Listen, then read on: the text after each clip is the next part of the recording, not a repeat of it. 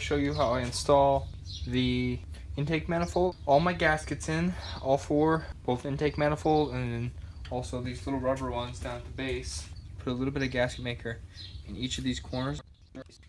Then I'm going to set my intake manifold on. All the surfaces are clean on this one.